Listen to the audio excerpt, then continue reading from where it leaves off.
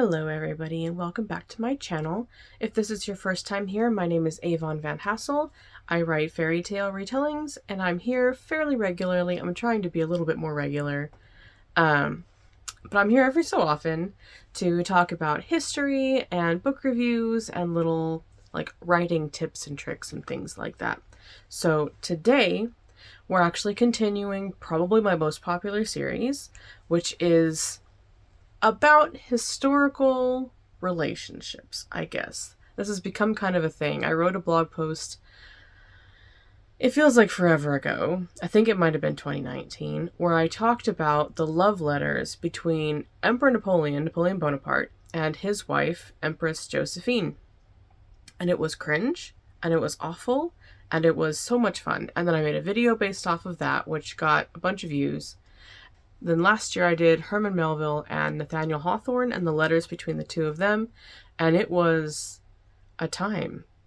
They had an interesting relationship, to put it very mildly. It was interesting. So this year I'm going to be talking about some authors very close to my heart, more in the fantasy genre than the American literature genre, and that would be JRR Tolkien and C.S. Lewis. Now their relationship was a lot less homoerotic than Hawthorne and Melville. And of course, we have to give a lot of leeway to just the way people talked back then being a little bit different. And also the fact that we only have some of the letters and not the letters from the other party. So we don't really have a full view of their relationship. We only have part of it. And of course, it's difficult to view the past through modern lenses, but oh boy, they sure did say some things. He sure did put some words in writing, so that's interesting. Go ahead and check that out. So this one is a lot more straightforward and a lot more combative, I want to say. I actually originally had envisioned this as sort of a frenemies series, and I wouldn't go so far as to call them frenemies. But they were just... Tolkien was a grouchy old goat. He just really was. And C.S. Lewis, I think part of him liked to push Tolkien's buttons, but I think he also was just like trying to avoid being badgered. They had a real... We'll get into it. They had an interesting relationship. There are a lot of relationships going on in this story. We have obviously the relationship between the two of them. We have the relationship between them and their wives, them and their families, and then them and the other Inklings. If you're a fan of either or both of these men, you will be aware of the Inklings, which was a writing society, a club sort of thing at Oxford. But we'll get into that too. We'll get into all of this. So, yeah, if you're interested in more stories like this, go ahead and give me a like and subscribe, and we will dive right into it. This video is also going to be a little bit different in a way that you're going to see later, because I'm actually going to be in England right before this video comes out. So I will actually be able to get some footage on the ground in some of the places that are significant to particularly Tolkien's life. I don't have much in the way of C.S. Lewis's life, but Tolkien spent a lot of time in Birmingham, and I'm going to be in Birmingham. So I'm excited to share that with you guys. I'm going to have more of that information on my Patreon, which I did plug my Patreon in the last video, so good. You're aware of that. So there's going to be a lot more Birmingham content on the Patreon, but I will put a little bit on Instagram, Facebook, and Blue Sky and all that stuff. So keep an eye out for sure. So John Roland Ruel Tolkien was born on January 3rd, 1892.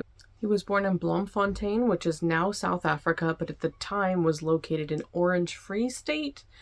I'm not super up on how South Africa is divided geopolitically, but at the time, it was a different thing, and now it's in South Africa. His father was named Arthur, and he was a bank manager, and his mother was named Mabel, and he had one brother named Hilary, who was born in 1894, so they were very close in age. So when John was 3, Mabel moved him and Hilary to England on what was supposed to be a family vacation. But while they were there, Arthur, the father, died of rheumatic fever in South Africa and basically left Mabel and the 2 boys stranded in England without any money. So Mabel went to go live with her parents in Birmingham, which is where John and Hilary would spend the majority of their childhood. So by all accounts, Mabel was a really good mom. She taught the boys herself. Tolkien, obviously, as you can imagine, was a very keen learner. He was into art, and he was into languages and mythology, and apparently he could fully read and write by the age of 4. So he was a nerd from the beginning, guys. He just was like that his whole life. So that vibe you're getting from the books is accurate. His mother also taught him the basics of Latin very early on in his life.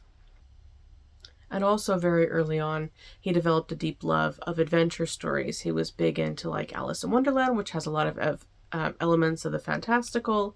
He also really liked Westerns, particularly the things that involved the indigenous people, which are usually not super sympathetic to the indigenous people, but I think he liked that idea of different cultures interacting with each other. He also really liked things like Treasure Island, and like I said, he loved the mythology of Scandinavia, and I think C.S. Lewis was more into Celtic mythology than Tolkien was, but he loved the old stories for sure. In 1900, Mabel converted to Catholicism, and she insisted that both of her boys did as well, and Tolkien would remain a lifelong Catholic, which was a source of strength for him in his life, and also kind of set up a lot of the good things that happened for him. A lot of that came from his Catholicism, but it also kind of set up a lot of the conflicts later on in his life, also particularly with regards to C.S. Lewis. So this... I wonder if, because Mabel died quite young, she had type 1 diabetes, and this was before they had insulin that people could take, and so it was just kind of one of those things they didn't understand yet. And I think the fact that Tolkien converted quite young, and he converted because of his mother, there was kind of that connection to her in his faith, as well as, the church being fairly rigid about a lot of things. I think that contributed to his, and also he was a Capricorn, so I think that also contributed to his kind of staunch beliefs in things that are acceptable and things that are not forgivable. Yeah, so when Tolkien was 12, his mother died of diabetes, and he actually has this really poignant quote about it later in life. He said, "My own dear mother was a martyr indeed, and it is not to everybody that God grants so easy a way to his great gifts as he did to Hilary and myself, giving us a mother who killed herself with labor and trouble to ensure us keeping the faith." So he saw her in a way as a martyr to her faith and to them, and he was always, I think, very grateful for that, but also it was kind of bittersweet that way. When Mabel died, she gave custody of her sons to Father Francis Xavier Morgan, who was a priest there in Birmingham, and she charged him with raising her boys as good Catholics. And Tolkien really seemed to take him on as a proper stepfather, and he credited him with, I think, really some of the better times in his life. He seems to have acknowledged that he was a bit stuffy and a bit intolerant at times, but mostly did his best to be a good guardian and instilled in those boys things like charity and also love of learning and compassion and all that sort of thing. So that's Tolkien's young life. So in his teens, Tolkien and a couple of his cousins invented their own language, because of course they did. Everything you think about him is true. All of that is true. He also was learning Anglo-Saxon, and he was continuing on with Latin. He also learned Esperanto, because of course he did. If you don't know what Esperanto is, it's a constructed language, which means it's not fictional. It's more of like a theoretical language or a philosophical language, and it's meant to be more or less universal or like easy to learn. And it was intended for most people to speak it so that we would have like a universal human language. It seems to be pretty Latinate. I haven't done a lot of studying, but the words I have seen sound Latin, so I think it's probably still a little bit culturally biased. But it's interesting, of course, that he would learn it, because of course he would. In 1911, when he was at school, he formed his first secret society with a bunch of his friends, and it was basically a society dedicated to drinking tea in secret in the library. The other boys that were involved in this society would keep in touch over the years, and Tolkien would often credit this as being like the thing that inspired him to perfect writing poetry, to continue writing poetry. So it's a weird one, but it's a cute one, and it's one that I sympathize with because I also love to secretly drink tea in libraries. In October of 1913, Tolkien started at Oxford, where he initially was studying the classics, but changed pretty quickly to English language and literature. He graduated in 1915 with first-class honors, which, for those of you who have not studied in the UK, first class is basically like a 4.0. It's like more or less like the top tier that you aim for your grades. So in his childhood, when he was really little, living in South Africa, he was bitten by a spider, and he got really sick for a little while, and he always denied that that had any impact on his writing. I don't believe it either. I think it had an impact on his writing, because he's not super sympathetic about spiders. He also, I think in 1913, went on a trip to Switzerland where he spent a lot of time in the mountains, and that was said to have inspired a number of passages, especially like the dwarven passages that have to do with the Lonely Mountain, the Misty Mountains, and all that. Pretty much any passage through the mountains, and we can probably think of a few, were at least partially reminiscent of his trip to Switzerland in 1913. In 1908, when Tolkien was 16, he and his brother moved into a boarding house, and there he met Edith Bratt, who was 19. And they just instantly clicked. Like, they were just two peas in a pod. They got each other. One of my favorite stories is that their like little dates that they would have was that they would go to like the top floor of the tea houses, and they would like throw sugar lumps over the railings into like the hats of passersby, just to be trolls, I guess. And so they just immediately hit it off. They were obnoxious in the same ways, which is adorable to me. However, Father Francis did not approve, because poor Edith was a Protestant, and this is one of the first times when this would come up and be a problem in Tolkien's life. And Father Francis basically said, absolutely not. You cannot date her. You cannot see her. You cannot anything her until you're 21, and therefore a legal adult and out of my house. And Tolkien was like, okay, because he's a Capricorn and a rule follower. So on the evening of his 21st birthday, he wrote to Edith and was like, hey, yo, I'm free. You wanna? Unfortunately, Edith was engaged already. However, she broke off her engagement and said yes to Tolkien. And that wasn't great. Her family and the family of the dude she broke up with were upset with her, and they were upset with John, and it was not great. But what can you do? It's true love, right? So Edith agreed to convert to Catholicism for Tolkien. It seems that she did it more or less for him rather than out of any genuine belief. So, but because she had done all this, she dumped her fiance, and then she was dating a Catholic guy, and then she also converted to Catholicism. The people she was living with kicked her out because they just couldn't take all of it, couldn't handle all of it. It was too much for like 1913 or whatever this was. That was too much. So that was in January 13. Yeah, so that was in January of 1913.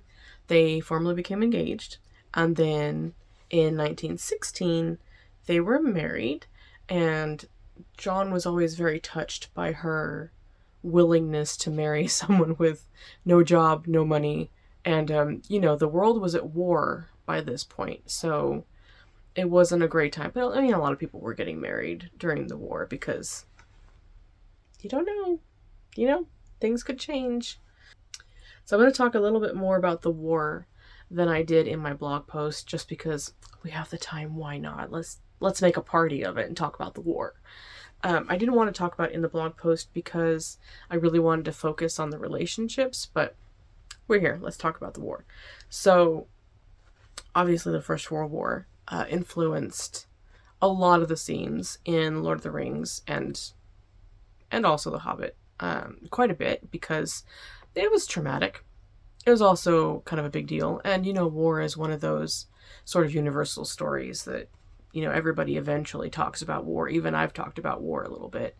So, and of course, Tolkien was there on the front lines, in the trenches, literally, for one of the largest and greatest conflicts that humanity has ever had. So, it was a pretty important thing in his life. Had a pretty big impact on his writing as well. His family was kind of shocked when he didn't immediately volunteer, but he seemed to do it because he was very self-aware, and he was like, I'm a poet. What am I gonna do as a soldier? He's like, I don't have it in me to be a soldier. I'll go if I get called up, but that's really not what I'm built for. And back then, it was very he wasn't necessarily a conscientious objector, but you were there was a strong disdain for what was seen as cowardice. And the cowardice was anything short of signing up immediately and running off to the recruitment office or whatever. So there was a lot of disapproval from his family that he waited so long. So in July of 1915, he his family was starting to be less and less subtle about him not running off. So he did kind of accept enlistment, and he got commissioned as a temporary second lieutenant, and he went into training. And so he and Edith went and got lodgings near the training site at the Plough and Harrow Hotel. That's going to be significant later. And that's where they were the night before he was shipped off to France.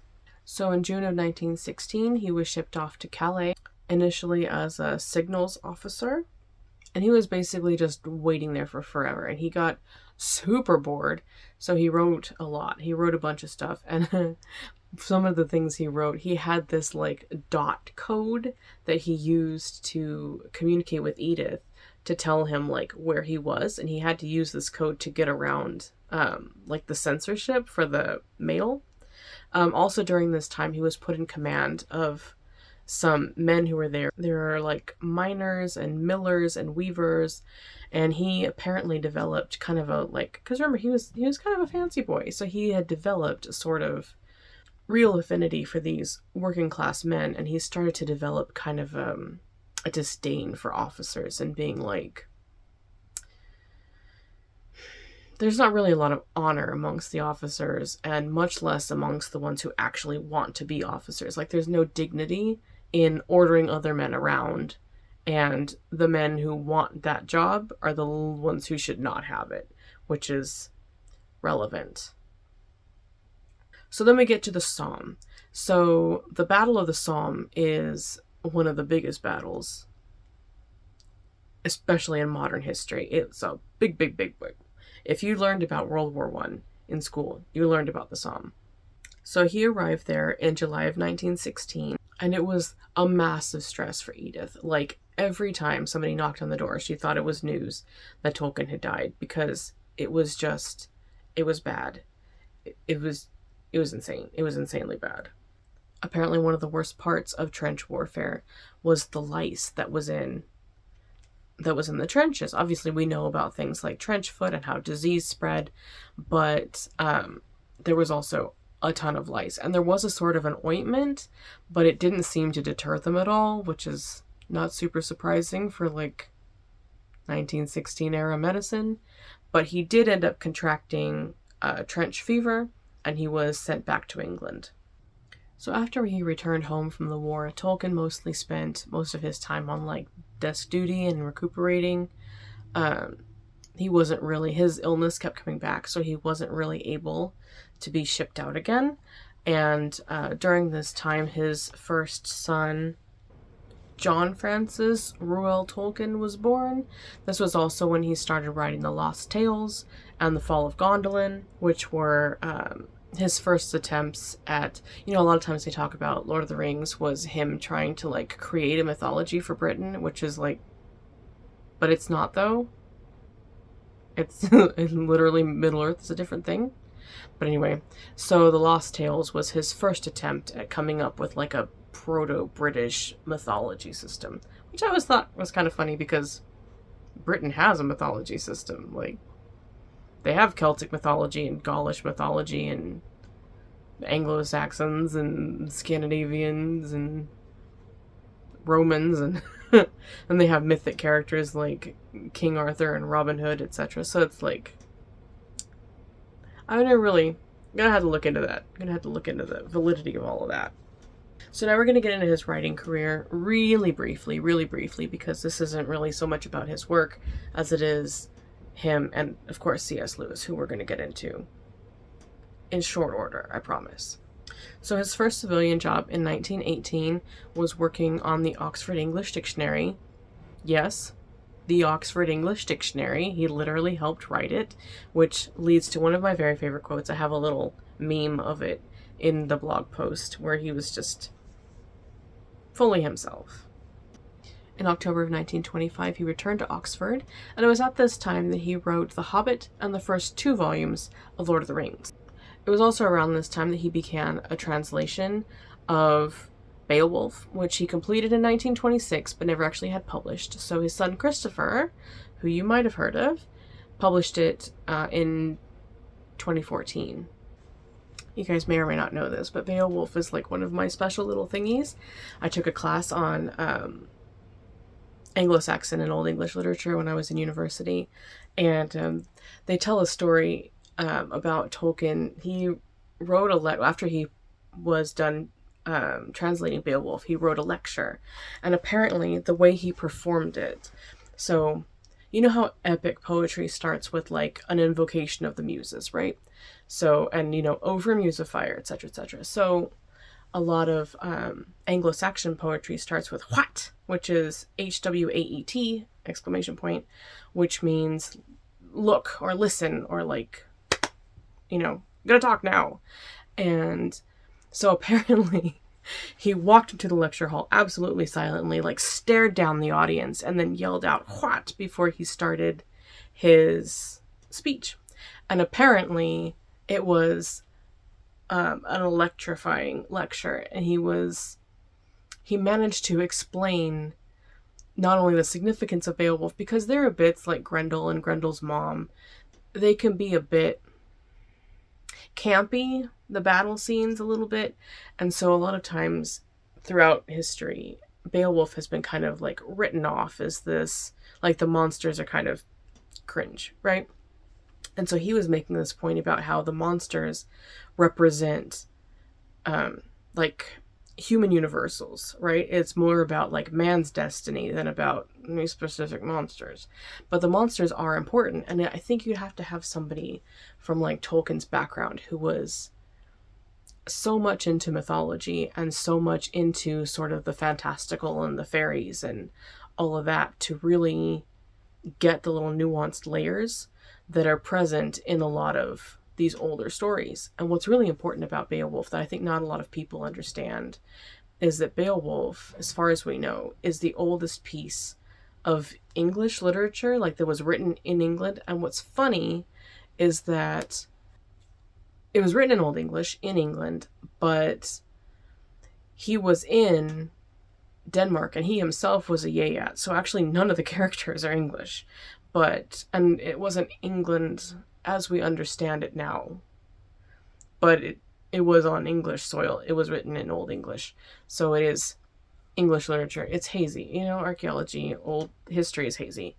Anyway, So Tolkien was able to make the point through this lecture that this isn't just a poem. It's not just a story. It's performance. Kind of in the way that, like, if you read Shakespeare, there's a good chance you're not going to get it. But if you go to a play, you're going to get it, because Shakespeare is meant to be performed. It's meant to be watched. It's not meant to be read like a novel. So it's the same as Beowulf, in that Beowulf is a poem, and it was from a bardic tradition.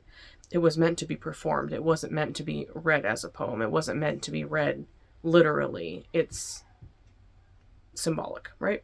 And it's performative. Performance? Performative means something different these days, but you know what I'm trying to say. It's meant to be performed. Yeah, you got it. You got it. He also did some cool things during World War II, but I don't want to get into that, because I think that's outside the scope of what we're talking about here. So we're going to shift, and we're going to go to C.S. Lewis. So Clive Staples Lewis was born in Belfast in Northern Ireland on November 29th, 1898. So Tolkien was a Capricorn, C.S. Lewis is a Sagittarius. So you're going to get it. You're going to get it. His father, Albert, was a solicitor, which is like a lawyer. And his mother, Flora, was the first female mathematics graduate to study at Queen's College, Belfast. So that's cool. She was also descended from a priest and 2 bishops. So, you know, religion plays a part here too. Scared the shit out of myself. From a young age, C.S. Lewis was also obsessed with anthropomorphic talking animals, which we see a lot of in his later work, particularly Aslan, the Jesus lion.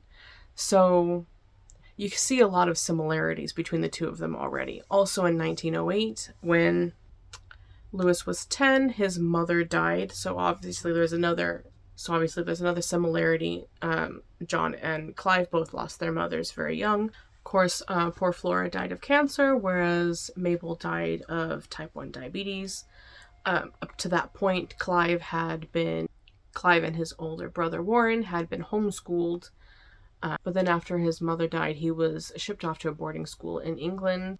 But the school was closed because there weren't enough students. So he went back to Belfast to another school, but he left because he had bad lungs.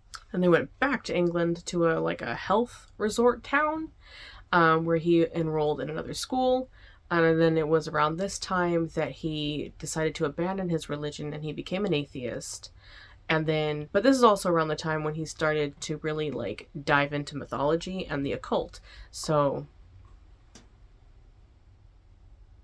I don't know how it was in the early 1900s, but in the early 2000s, if you were not a Christian and you were interested in the occult and mythology, you called yourself an atheist because it was easier. But I think he was a witch, is what I'm saying. I think he was a pagan, but I think he called himself an atheist because it was 1910. Anyway, that's a theory. I have no evidence to back that up. I'm just going from experience. As a teenager, he became obsessed with Scandinavian mythology, particularly the Icelandic sagas. And he began to experiment with epic poetry and opera. And then a little later in his life, he kind of branched out and dabbled into classical mythology as well. C.S. Lewis always sort of struggled with the kind of culture shock of being in England. It's interesting because he seemed to have moved back and forth a few times, but he never really, once he was in England to stay, he never really adjusted to it. He seemed to become more and more Irish the longer he stayed in England, and I kind of get that. I feel that as somebody who has lived in many different countries, I tend to and this happens a lot with the immigrant experience in general, where you identify more strongly with what makes you different than the people around you. You identify stronger with your otherness. We see this a lot in the States. You don't meet many people who are American, right? You meet people who are Irish American or African American or Italian American, Polish American, Mexican American, whatever. We always put the other first to differentiate. Like, we're all Americans, those of us who are Americans, but there's always what makes us different is the first identifier. So, and that's like a cultural thing for sure here. But I also find that when I live in Guatemala, or I'm staying in Guatemala for an extended period of time, my Americanness is stronger. And when I'm in Britain for an extended period of time, I tend to kind of like downplay my Americanness as much as I can, but my like Latinness gets louder. So it's kind of interesting which parts, because there are parts of you that are difficult to hide, right? The things that other people are going to notice. So if you're Irish and you're going to England, people are going to pick up on the accent. And so then after a while, instead of just being like trying to shorten yourself down, you're going to be like, what? Okay, so I'm Irish, right? So that kind of makes sense to me, that he would like lean more into his Irishness. And so it was around this time as well, he started to build up kind of a resentment toward England. And you also have to look at things that were happening in Ireland with regards to the British presence there as well, which I don't really want to get into all of that because I don't think he was there for that. I think he was in England. So it's definitely worth being aware of and worth studying and worth like not erasing. I just don't think it's relevant to his particular story, if that makes sense, because he wasn't there. But it was around this time that he also, in addition to his love of Norse mythology and his love of nature and getting into Greek mythology and all that, he also started to really dive into Irish and Celtic mythology as well. He also developed a deep love of the poet W.B. Yeats, who is actually one of my favorites as well. And he did meet him twice, and he fangirled very hard both times. And he was just always so frustrated that people didn't seem to appreciate Yeats correctly. And I would agree. This is also kind of something that comes up more often in his story. Tolkien seems to be something of a lone wolf. He seems to be very in his head and in his own world. And, he sympathized with the working class men that he was in charge of during the war. But you don't really hear much about his relationships with them. You hear about his tea club and the Inklings and that, but C.S. Lewis seemed to have had an easier time forming community and forming relationships with people. He had a relationship with Yeats, and then later on there are other people. In fact, it was one of these close relationships, working relationships, that would actually form a wedge between him and Tolkien. But we're going to get into that in a minute. So in the summer of 1917, C.S. Lewis enrolled at Oxford, and he joined the Officers' Training Corps, which was considered like the most promising way into the army, because he did actually want to be involved in the conflict in a different way than Tolkien did. And within months, he was shipped off to France, and actually on his birthday, on his 19th birthday, he arrived at the Somme. Now, I did mention in my blog post, so they were both at the Somme, but not really. Not technically. And they certainly weren't there at the same time. So when we talk about the Somme, we're usually referring to the Battle of the Somme. But the Battle of the Somme lasted from July 1st to November 18th, 1916.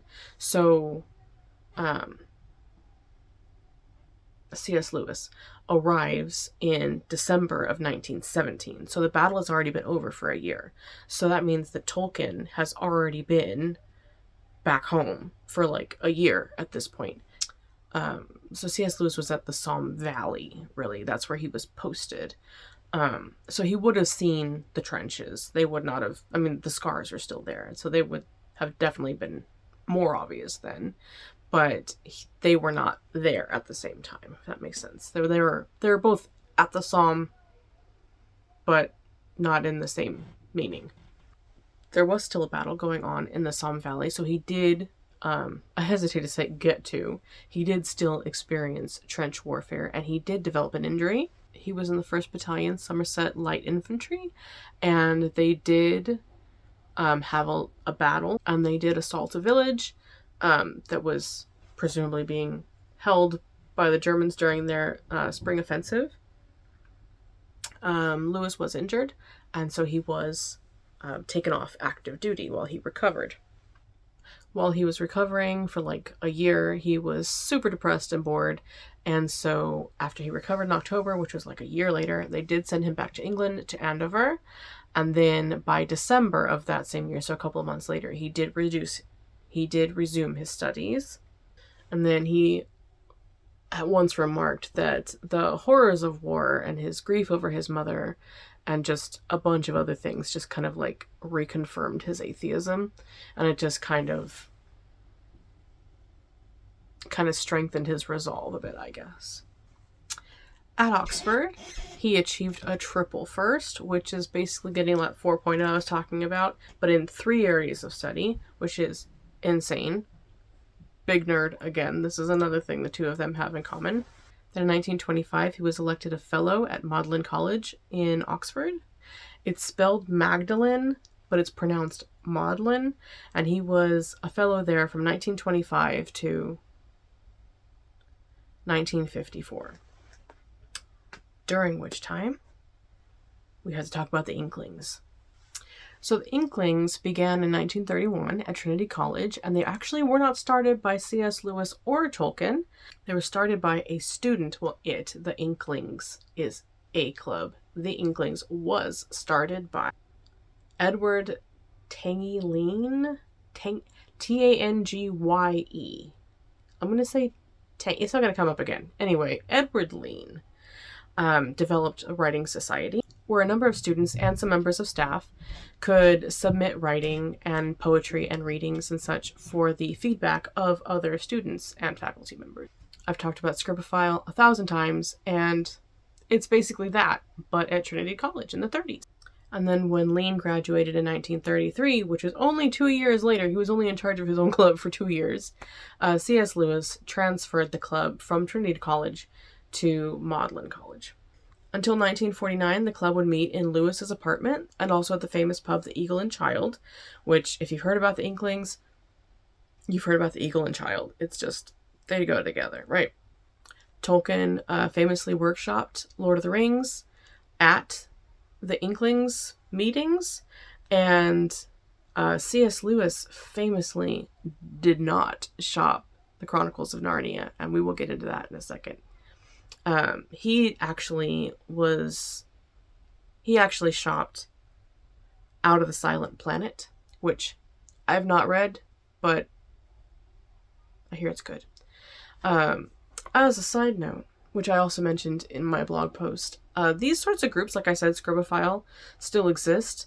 Also, if you join my Patreon, we've got a sort of situation going on over there as well at $15 a month. So you can have access to my beta group and also have your own little community going. And at $15 a month, that's like less than $4 a week, which when I was in the clubs, our weekly dues were $5, and that was back in the 90s. So it's a steal, honestly. So now we're going to get into the friendship, what we're all here for, right? So C.S. Lewis and Tolkien, JRR Tolkien, were famously besties, as we all know. But it was a little bit more simple and a little bit more complicated than that. I think a lot of times people we have this image of them as besties, and we just kind of superimpose our image of what that looks like over the top of what the reality was. They were very, very close. That is indisputable. They had a ton of things in common. Like I said, they were both born somewhere else. They were both immigrants, technically. They both lost their mothers at a young age. They both had quite a bit of religion in their upbringing.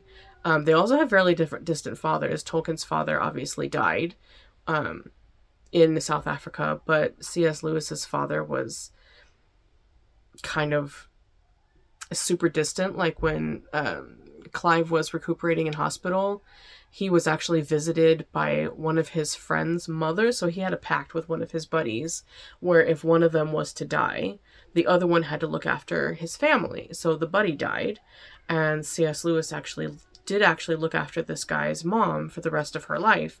And she actually visited him when he was recuperating. And so he kind of like started referring to her as his mother, which is kind of sweet because of course he lost his mom. So they had that in common. Obviously they were giant nerds. They had this deep love of mythology and the classics and all of that. And then they were, they invented the fantasy genre in a way. I mean, they didn't, obviously, but they were the godfathers of what we consider the fantasy genre now. Like, most of our tropes go back to one of the two of them. So it was a big deal for sure. So they met at a faculty meeting in 1926. And I have to read you this quote. Lewis immortalized the moment that he met Tolkien by noting in his diary that Tolkien was a smooth, pale, fluent little chap with no harm in him, only needs a smack or so. And if that doesn't describe most of my friends. So they both had no interest in current affairs or technology or politics. In fact, C.S. Lewis was offered an honor. I don't remember if it was an OBE, but it was something. He was offered something for literature, and he was like, nah, because I don't want to be seen to have political affiliations or aspirations, which is peak Sagittarius. My God, insufferable. So I think I talked about this before in general, and I think I might have talked about it in the Melville v. Hawthorne. But one piece of writing advice is to pick one person and write everything for them. That way you keep your voice right, you keep your themes right, you keep everything right. And also, as long as one member of your audience likes it, then it's a success, right? You can't please everybody. So it was said that they were each other's one person, which I think is really sweet. And initially they were each other's main support. And then eventually they branched out to the rest of the Inklings. Also, they inspired each other in deeper ways in kind of... It's complicated. The whole thing is complicated. So one of the things that eventually, because you might not know this from what I've been saying this whole time, but if you know the story, you know the story. C.S. Lewis is actually a theologian as well, because he quite famously converted back to Christianity later in his life. So he started off Christian, Presbyterian, I think. He started off Christian, and then he decided to be an atheist, pagan, and then he went back to Christianity. And it was partially because of Tolkien's deep, deep, unshakable faith that kind of, I think Lewis kind of began to recognize the mythological backbone of Christianity, really. This might be a tricky thing to talk about, but there are a lot of pagan Christians or Christian pagans, people who view Christianity as just another pantheon, like the Celts, like the Greeks, like the Egyptians, like anything else, with their own gods, for lack of a better term, and their own mythology. And they kind of see Christianity not as a separate thing, but as the same thing as all the other pantheons and proto-pagan systems. So this is not a unique idea, and I think he started to see something in that as well. He started to see the threads of older pagan systems present in Christianity. And I think that also really appealed to him. So C.S. Lewis did convert back to Christianity, but he converted as a Protestant. And part of me wonders if he did it just to troll Tolkien. I don't think so. I think his faith was sincere. But there is a part of me that's just like, God damn it. I mean, trust the Sagittarius to be like, oh yeah, I see your point. I'm going to do it, but not like that. Which, typical. However, like a lot of things, it's complicated, and his return to Christianity is also one of the wedges between them. So the Christianity, to begin with, Tolkien's Christianity will be a wedge, but also C.S. Lewis's Christianity will be a wedge, and the Inklings will be a wedge, and C.S. Lewis's romantic relationship will be a wedge. It's just, we have some strong personalities at play here. So now we're going to get into the decline. And I hate to use a term like the decline or the end or the breakup or anything like that, because it's also really not that dramatic. Like, relationships like this, they ebb and flow, right? You come together, you come apart, you come together, you come apart. And it's not like there was a big dust up. It's not like there was a big fight or like anything dramatic like that. It's just they kind of drifted apart and then back together. But there were definitely fissures. There were some disagreements that caused them to kind of have some distance between them. The first one was within the Inkling. There was a man named Charles Williams. He was already a published author and a poet when he met C.S. Lewis in 1939. And he was a big fan of C.S. Lewis, and C.S. Lewis was a big fan of him. And actually, they were kind of all really close at one point. At one point, Tolkien remarks that when he thinks back to their conversations, he can't remember who said what because they were all so close together. However, I think Williams and C.S. Lewis gravitated more toward each other, and Tolkien was kind of a little bit on, when there's a friend group of three, they're like the besties and then the other one. And that was kind of what was happening here. Like, he came in and he and C.S. Lewis already kind of were fans of each other. And then Tolkien was just kind of there. But he was part of it. He just was like a step removed. So that was one wedge. They also had very different approaches to work.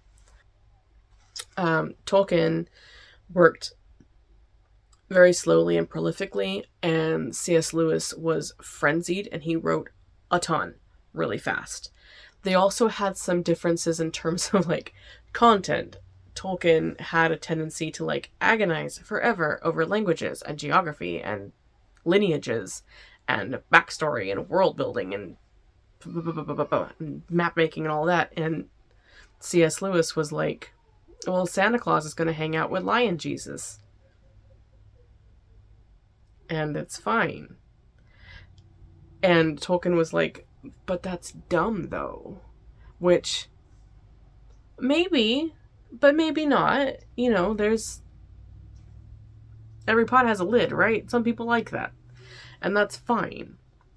But this was also part of the reason why C.S. Lewis didn't shop the Chronicles of Narnia with the Inklings, because he didn't want to deal with that kind of criticism. Also, I think Tolkien kind of suspected that C.S. Lewis took some inspiration from Lord of the Rings into Narnia.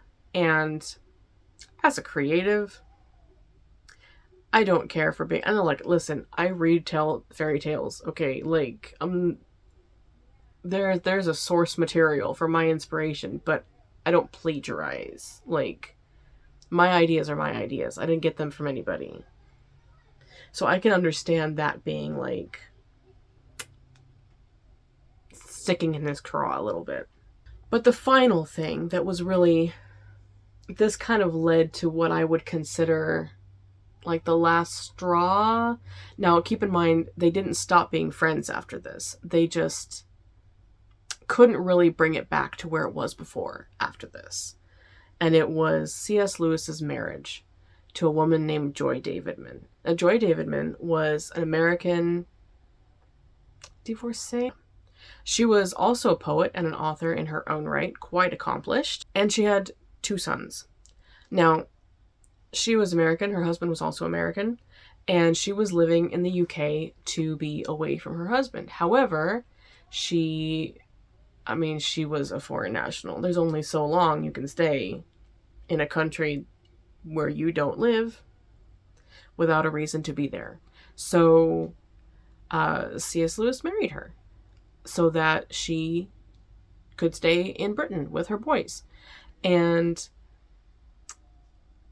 she was a divorcee, which, first of all, divorce is not allowed in the Catholic faith. So that would have been considered bigamy. And even then, a woman who is divorced, even within the view of the Catholic Church, because Catholic, I mean, they do allow a kind of divorce. But the woman cannot remarry. So she cannot remarry, and if her divorce is not recognized by the church, then it is considered bigamy. And just a bunch of other things. So Lewis knew that Tolkien wouldn't approve. So he did not invite John to the wedding. And John took that very hard. When he found out later that Clive had gotten married, he was upset. And he felt very slighted. So C.S. Lewis married Joy Davidman for visa reasons, which I think is the most romantic reason to marry someone. But over time, their relationship did progress, and they did end up getting married for real. They did actually end up falling in love, and they got married for real, which is so sweet. Very cute. I love that. So then in 1963, C.S. Lewis went into kidney failure, and Tolkien did visit him very frequently. And the day that he died, which happened to be the same day that Aldous Huxley and, JFK died, November 22nd, 1963, Tolkien noted that he was already feeling like an old tree that was losing its leaves, and that Lewis's death was like, quote, an axe cut near the roots. So it was hard. It was hard on him. And then he and his son Christopher, who actually Christopher, I believe at one point was an Inkling himself, they both attended C.S. Lewis's funeral. So it has a happy ending after. I mean, it's not happy that C.S. Lewis died, but I mean, they were still friends at the end. So stuffy old goat did find his heart again after all. So I think there's a lot to be learned from both of them. I think the lesson is to respect each other's creative process and creative output. And, just because you write a certain way doesn't mean that your friend can't write their way also. There are people who love Narnia. I love Narnia. But also, kind of be aware of who your audience is. So if you think your friend is just not going to be the right audience for Narnia, then maybe leave it for somebody else. I think there's a lot to be learned about flexibility from them. Also, you can't judge someone else's relationships, especially since Tolkien's own marriage was not without its drama. So I just love them so much. I just think they're just very funny. Yeah, so that's Tolkien and C.S. Lewis. But this is not where the video ends, because I have some goodies for you guys, because about a week and a half after I record in my room right now, I'm going to be in Birmingham, where Tolkien grew up, and I'm going to be visiting a couple of sites. So that's going to be in the next bit. Alright, so what I have for you here is a sort of a photo walking tour situation. I took a bunch of photos. We went to the Plough and Harrow, which is the hotel that John and Edith stayed at for their honeymoon the night before he shipped off to war. And we also went to the Oratory, which was a religious community.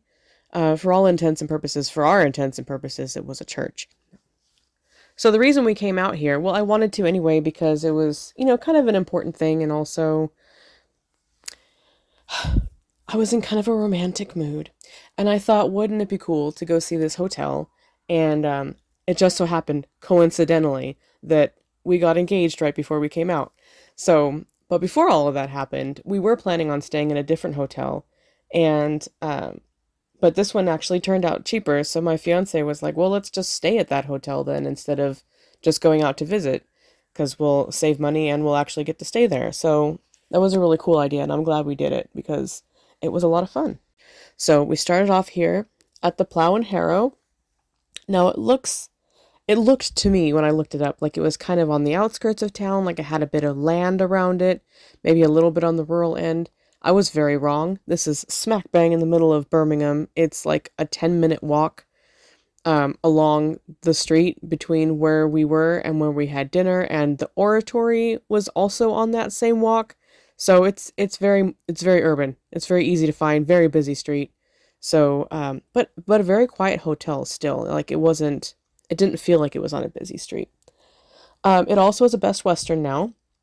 So I guess because it's so old, it has had many lives since it was built and since Tolkien was there. And so now it's kind of in two sections. You have this beautiful old building that looks like you want it to, but then at a certain point, there's kind of a clear line where it becomes basically a Best Western. It looks like kind of, a modern, blocky, sterile hotel after that.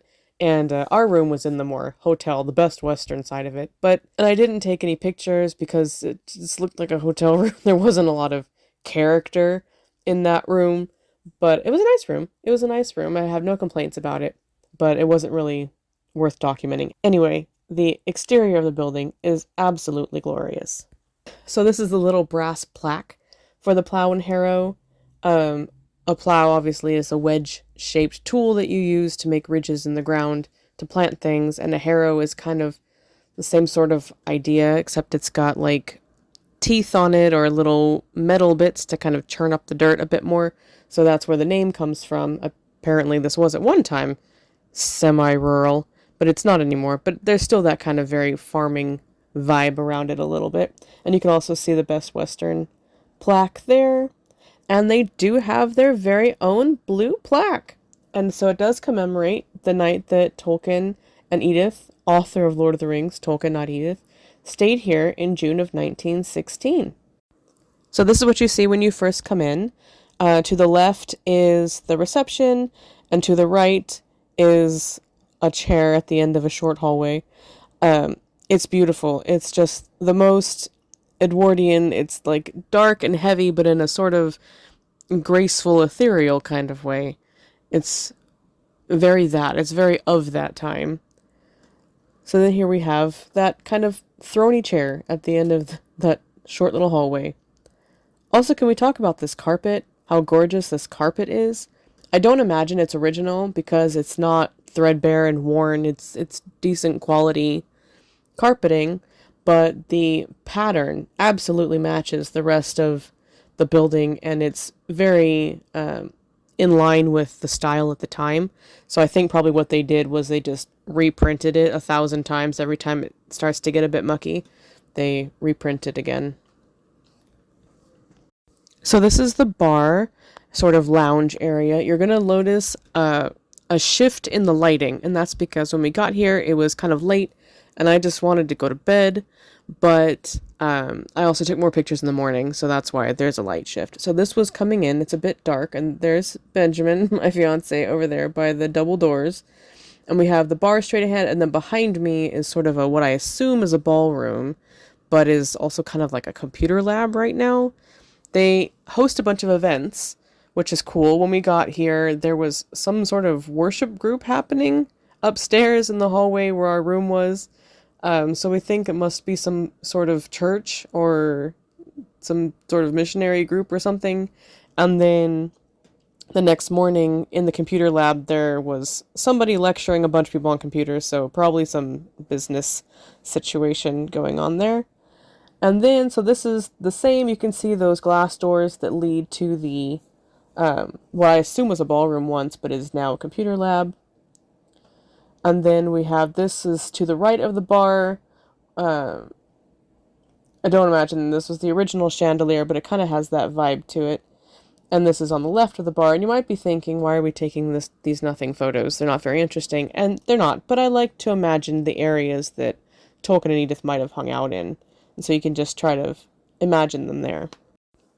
Now, these next series of photos, I chose the most chaotic way possible to do the walking tour to our room, and I decided to do it backwards, and I don't know why, And I had to do it this way because I took the picture of the stairs from the top of the stairs, not the bottom.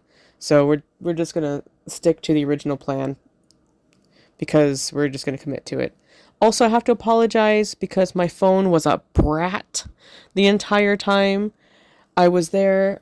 For some reason, sometimes when I took a picture, it would be straight and it would be clear in the playback. But then when I went and looked at it later, it was like cockeyed and blurry. And the most egregious example of this is going to be later in the summer when I do the coffee house post, which, spoiler, there's going to be something about coffee houses. But I have to keep the picture in because it's a really cool thing that I was taking a picture of. So it sets off my vertigo too. I'm sorry, there will be a jump scare warning for a terrible photo. Anyway, this is the hallway. This is kind of the end of the historical bit. So from behind me back is the very Best Western looking stuff. And then this way forward is the more historical side. And I love how narrow it is. And it really has that like old wood creak when you walk. Then we have this little like half stair straight ahead, I think is a heavy wooden door. I think there are more rooms past there. And then to the left is another half step to a hallway of rooms. And also the staircase. And then these rooms here along the right are all like staff only. And I just love all the little details. I love these beautiful little period details that are probably original, a lot of them. And then that is the staircase. It creaked with every step. It was so tight and steep and uneven and creaky, and I was just so happy with it. This hotel had a lot of really quirky art, and it was all mismatched. Like didn't seem to be any particular theme in terms of content or era or energy. There were like architectural blueprints, there were botanical drawings, there were portraits like this one, there were pastorals, there were some like modern things. There were some things that quite frankly looked like you'd get them at like a home bargain store. So it was just the weirdest combination of art, but I really liked this one. So then we went on to breakfast. This is one of those hotels, I guess because it's a Best Western, that does offer a free breakfast in the morning, in case you're interested. They have the continental breakfast, with pastries and cereals and all of that, but you can also order a cooked breakfast or a full English hot breakfast. It's fine. It's not really anything to write home about, but it's not bad. And that's us. Aren't we a pair of cuties? This picture was actually an accident because I was taking a picture of the bar, but like I guess the way I was holding my phone, he thought I was taking a selfie of us. So I was like, well, all right, I'll do that anyway. And I'm glad I did because it's hard to find a picture of him not making a goofy face. So it's nice to have a nice one. So now we're moving on to the second site that we visited. This is the Oratory. It was a religious community, but for all intents and purposes, and for our intents and purposes, it's basically a church that Tolkien spent a lot of time at as a young man. So we were doing stuff around Birmingham, just running around doing touristy stuff. But Benjamin thought it would be fun to go see Vespers at the Oratory. And Vespers is like an evening prayer, and it's a kind of a Sunday thing they do at the Oratory. So it wasn't like a traditional mass. There wasn't a sermon. There wasn't a lot of call and answer. There was a little bit, but not too much. There weren't any hymns for us anyway. They had a procession. They did a bunch of chanting, I'm not being dismissive. They sang Vespers, and then they left. And it took about an hour and a half. I don't remember. It wasn't super long, but it was really nice and really peaceful. And it was really fun because there was this guy who came in, and he was this tall, rangy, kind of thin, very academic looking. He had a briefcase, very clean cut. And I remember thinking, he's kind of a Tolkien type. So I was kind of keeping my eye on him because he was sort of my avatar for Tolkien, this kind of like academic looking young man who came in to connect with his religion. So that was kind of fun. So this is inside. It's a kind of a square structure. There's a shop with a cafe and a big courtyard, and straight ahead is the entrance to the actual church itself. So here's a little courtyard, and there's our crucifix. And then to the left, you can't really see her, but there is a Madonna. And then I was obsessed with this mosaic and this dead-eyed cat. I also really love, like, generations of graffiti. It's one of my favorite things. Obviously, things like cave art come to mind, petroglyphs, but also, the prisoners at the Tower of London scratch their names into the bricks, and even modern stuff like I wrote my own name in the grout in one of the ladies' bathroom stalls at the Cavern Club in Liverpool because, it's a tradition of leaving your mark on a place of historical significance. So this one has a whole bunch, and including a Brazil nut. So there you go. Brazil nut was here.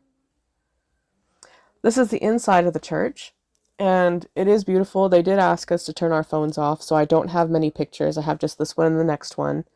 But it is beautiful, and it smelled so strongly of frankincense. It was really nice space. And then you gotta take a picture of the ceiling because nobody ever looks up when they come to places like this. So you really gotta look up when you travel. And our last stop on the Birmingham walking tour of this one, 5 blocks, is the Ivy Bush. Now, I didn't remember this because it's been a hot minute since I read Lord of the Rings and The Hobbit, but apparently there was an inn called the Ivy Bush in Hobbiton on the Bywater Road, which means that it was most likely Bilbo's local. So one thing that's really fun about, diving into the history of, or Tolkien's history in Birmingham, is finding all of these places that he straight up lifted and just put into Middle Earth. Because he has this reputation, well deserved, well earned, for being this master of world building. But a lot of it is just literally copy pasted from things that he saw in real life that he walked around all the time. And I imagine back in the 30s and 50s, people in Birmingham just being like, Jesus, John, you couldn't have changed the name. But, he didn't expect to become a phenomenon. I'm sure he probably didn't think anybody would even notice. And I mean, if you don't live in or around the Birmingham area, would you know? I wouldn't have. So, and this is another illustration of just how central to everything the Plough and Harrow is. I'm going to keep harping on about how it's not rural at all, because Plough and Harrow was at one end of our journey. Then we passed the Ivy Bush on the way to the Oratory, or maybe, no, we passed the Oratory on the way to the Ivy Bush, and then we kept walking to where we had dinner. So it was maybe a 10, 12-minute walk. So all along the same road. So, and the pub we went to was a chain pub, so it wasn't even like this country cottage thing. So yeah, it's along a very busy street, but it was still a lot of fun. So unfortunately the Ivy Bush was closed, so we didn't get to go in. We just walked past it, but it was still a very cute end to the evening. Like I said earlier, there's even more behind the scenes goodness that's going to be up on Patreon, and there's going to be some on the social medias as well. So that's going to be Blue Sky, Tumblr, Instagram, Facebook, and Ko-Fi. I still don't know how to pronounce that, but mostly on the Patreon. So I hope you guys enjoy that, all the little behind the scenes goodies. And then I also have next month, we're talking about famous Georgian garden designer, Capability Brown, Lancelot Capability Brown. So I hope you've enjoyed this little deep dive into the relationship between a couple of your faves. If you enjoyed it, leave me a like or a comment, and then be sure to subscribe to the channel and turn on the little bell so that you know when the next video is coming out, which should be at the end of next month. In a couple of days, I'm off to Nashville, Tennessee for a book lovers and publishers con thing in Nashville. So hopefully I'll have some behind the scenes footage of that for you guys as well. And I think that's about it from me. So I will see you guys in the next one. Bye.